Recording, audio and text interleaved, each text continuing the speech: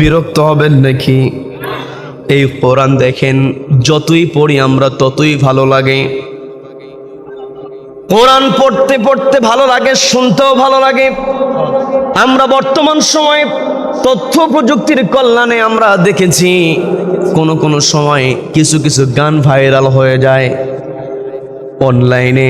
যখন যেই গানের ভিউটা বেশি হয়, একটা গানের মাধ্যমে অনেক শিল্পী কোটিপতি পর্যন্ত হয়ে যায়। এমন ঘটনা আছে না নাই? দেশের যেখানেই যাবেন সেই মোড়েই ওই গান বাজে। কিছুদিন বাজার পরে 10 বার 20 বার শোনার পরে আর ভালো লাগে না। পাশের মানুষ বিরক্ত হয়ে যায়, বলে বারবার একটা গানের মধ্যে কি পাইছিস? আর একবার যদি তোর মোবাইলের মধ্যে এই গান বাজে, মোবাইল আসার মেরে ভেঙে ফেলবো, বলে কি বলে না? যদি তোর এই গান আবার শুনতে হয়, কানের মধ্যে হেডফোন লাগায় আর শোনে, আমাদের আর শুনতে ভালো লাগে না, বলে কি বলে না?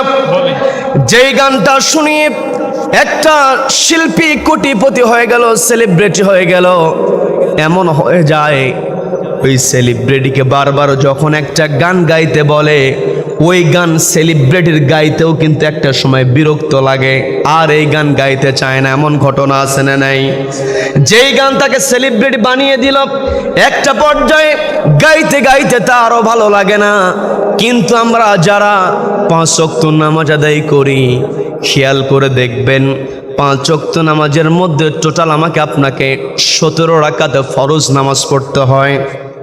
শুধুমাত্র যদি ফরজ নামাজের রাকাতের সংখ্যা হিসাব করি, খেয়াল করে দেখি, তাহলে দৈনিক ফরজ নামাজে 17 বার সূরা ফাতিহা তেলাওয়াত করতে হয়।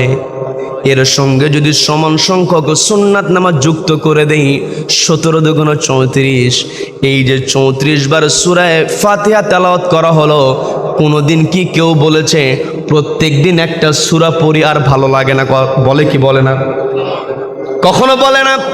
আমি এই প্রশ্ন বলে কি বলে না, এই প্রশ্নটা করার কারণ হলো, দেখি তাহলে আপনারা বলে ফেলেন কি না। এর দ্বারা বোঝা গেল আপনাদের মনোযোগটা ঠিক আছে। মনোযোগ যখন ঠিক থাকে তখন কথা বলেও মজা পাওয়া যায়। আমি সবাইকে পেয়েছি মনোযোগী শ্রোতা, বলেন আলহামদুলিল্লাহ। এই যে কোরআন প্রত্যেক দিন সূরাতুল ফাতিহা তেলাওয়াত করছি, একটা কারীর কণ্ঠে শুনতে একরকম মজা লাগে, একই সূরা আর এক কারীর কণ্ঠে আর এক ইমামের পিছনে শুনতে ভালো লাগে। যেই কোরআন শুনতে এত ভালো লাগে, এই কোরআন যদি সমাজের পাতায় বাস্তবায়িত হতো, এই সমাজে বসবাস করাটাও শান্তির হতো। কথা বলেন ঠিক কিনা? এখানে আপত্তি শুরু হয়ে যায় যে হুজুররা তেলাওয়াত করুক, তেলাওয়াতই শুধু শুনবো, শুধু তেলাওয়াত করবেন, হাদিয়া তোহফা দিয়ে দেওয়া হবে। কিন্তু এক শ্রেণীর মানুষ আছে, সবাই না, আবার এক শ্রেণীর কিছু মানুষ আছে যে হুজুর শুধু তেলাওয়াত করবে, কিন্তু ওই তেলাওয়াতের অনুবাদ করা যাবে না। কি কথা বলেন? কি কথা বলেন? এই কোরআনটা আল্লাহ রাব্বুল আলামিন আমাকে আপনাকে এমনিতেই দেন নাই। এই কোরআনটা হলো আমার আপনার জন্য মেথোডোলজিক্যাল অ্যানালাইসিস। আমার আপনার জীবনে যত মেথোডোলজি দরকার, জীবন যাপনের যত পদ্ধতি দরকার, সমস্ত পদ্ধতি আল্লাহ কোরআনের মধ্যে ঢুকিয়ে দিয়েছেন। বলেন সুবহানাল্লাহ। এই কোরআনকে আপনি কোথায় রাখবেন? কোথায় রাখবেন এমন কোনো জায়গা নাই যেখানে কোরআন সমাধান দেয় না। বলেন সুবহানাল্লাহ।